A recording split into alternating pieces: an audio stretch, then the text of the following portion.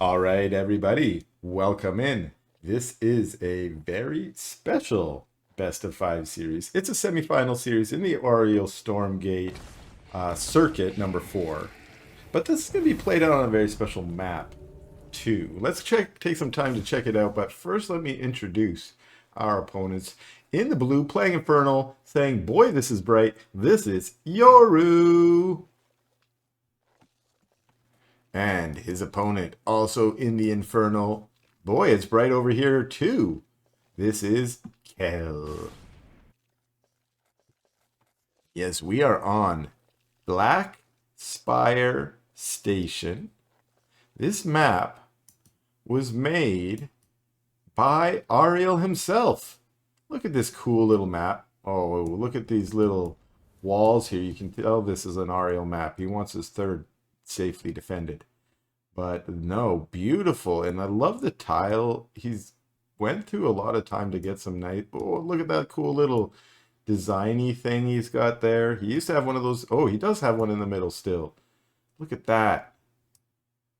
And what are these things? Very cool looking stuff.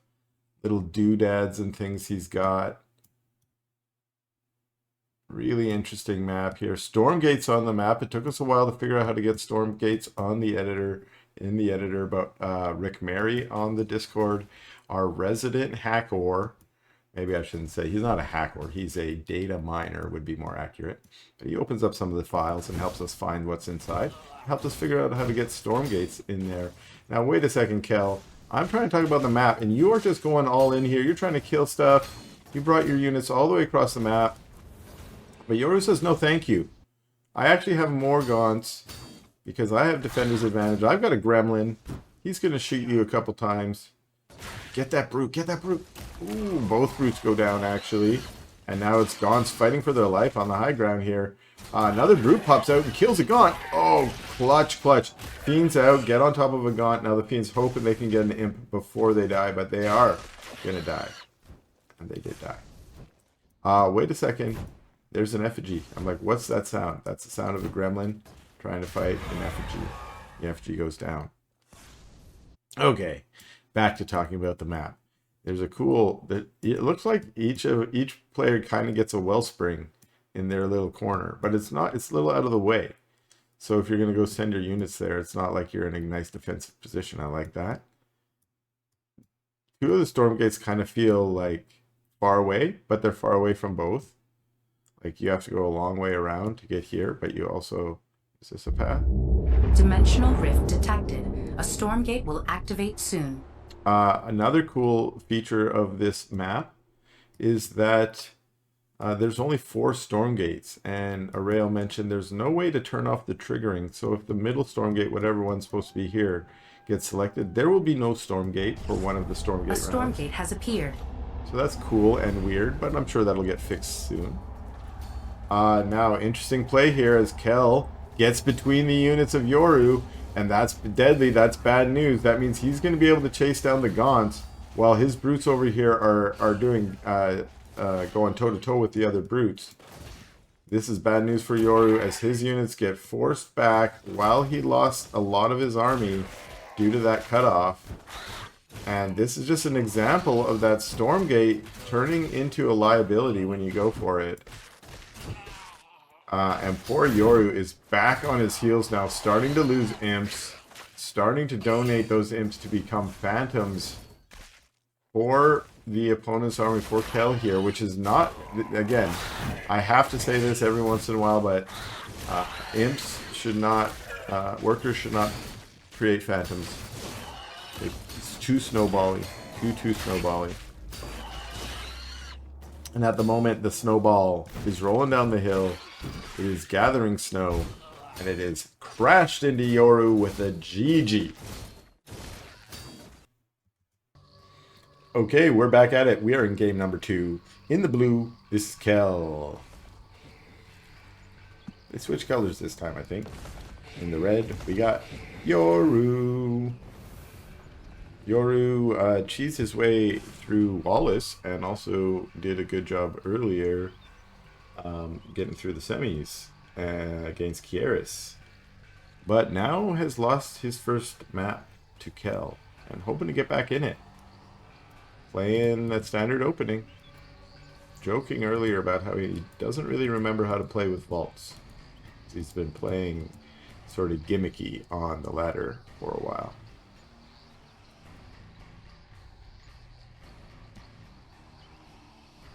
Imp coming out to get...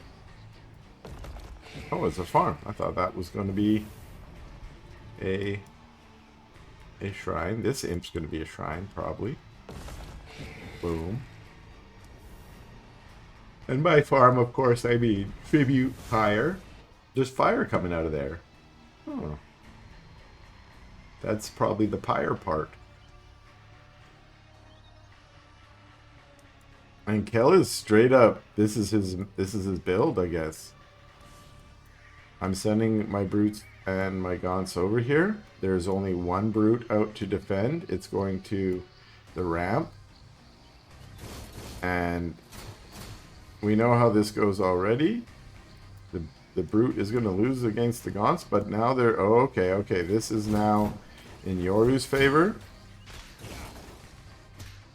Wait a second, gremlins give phantoms? Or with... Those were gremlins, right? Those weren't imps. If that's the case, that's bad news. Gremlins should not be giving phantoms. But nonetheless, Yoru got that. Maybe I misread that. Gremlins give phantoms. Oh no. Oh no. I'm getting confirmation from my chat. Turlock says it's like a negative defender's advantage. Indeed, indeed. That's awful. Yes, imps, and now I will change my thing. Imps and gremlins should not create phantoms. We don't need more snowballing in our game. We need less. RTS is very naturally a snowbally kind of game, because if you win an early battle, detected. A Stormgate will activate soon. You usually get a supply lead, and through that supply lead, you now have more advantages. You can be more greedy, or you can attack and go all in. So there's a natural snowball element to the game. A Stormgate has appeared. Comeback mechanics are more interesting than snowball mechanics. And by that, a game that does that very well is Mario Kart and some of those other party games from the Nintendo, where they're trying to make sure everyone's having fun more than someone wins through skill alone. Now, RTS isn't a fun party game. Most people who play the 1v1 mode are sweaty hardcores. And for that reason, it's okay that snowballing is a little bit part of the game, but we don't need to emphasize it in my mind. This is a backdoor play from Kel. The armies look kind of matched here. Yoru actually being... Look at how Yoru lures the army back to his static D.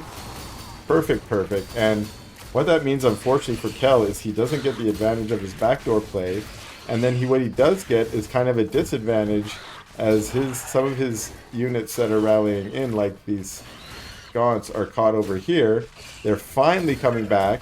Yoru is doing his best to hold at his ramp, but he's having to micro away from his ramp with his gaunts.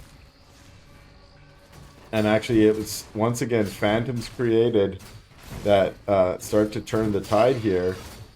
Another round of reinforcements show up for Yoru, but there's too many gaunts here for Kel. And phantoms coming back from the left-hand side there, also getting on top of gaunts. And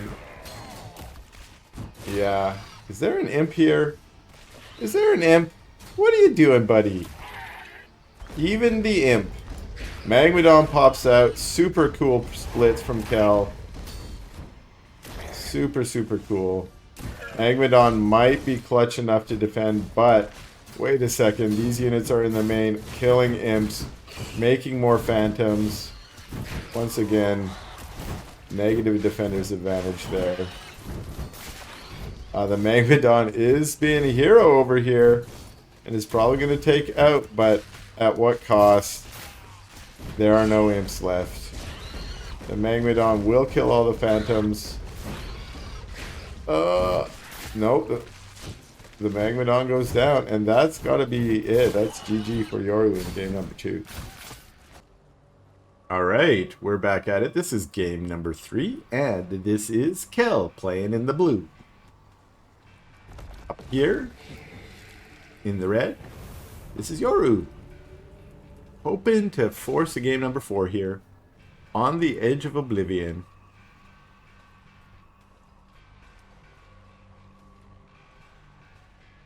And so far, it's been 2 quick matches. As Kel has done the dirty, I'm going to rush your base. I'm just going to rush your base like a dirty. And then after rushing your base, I'm going to move back, and then I'm going to do it again. And that's what happened last game as he busted down the back door of Broken Crown. And first game just ran across the new map of Black Spire Station.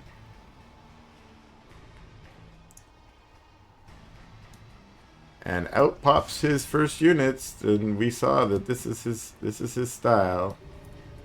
The question is, what are we gonna get? We do have no units yet for Yoru. Yoru will be able to pump a brute. Has not yet pumped a brute. There's Gaunts first.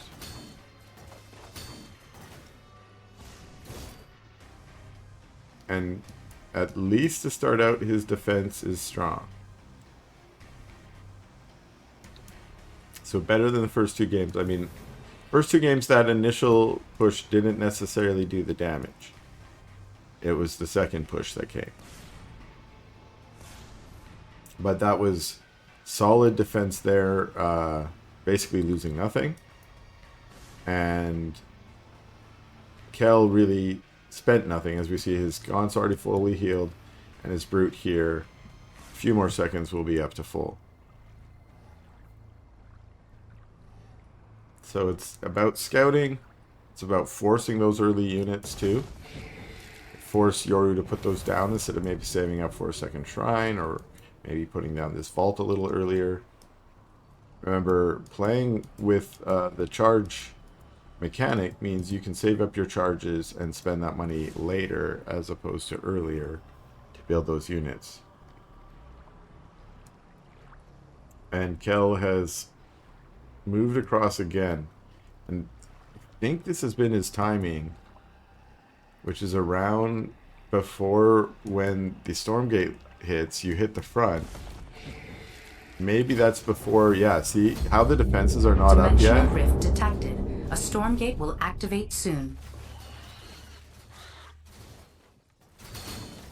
Now, as far as Yoru's concerned, he just wants to get time for that Shroud Stone to get up, but unfortunately here it's too late. He's already lost a lot of his front line, and his Gaunts are all that he has left, and he's fully in retreat into his main. Brute pops out, but this is already going to be it, I think, as game number 3 is going to go to Kel as well, with this really strong early rush style that he's been showcasing here today. The Stormgate's out, the Stormgate's on the map, but it isn't going anywhere. Imps have turned to fight because this is tournament life on the line, but I think this tournament life is probably over for Yoru, and that's going to be GG.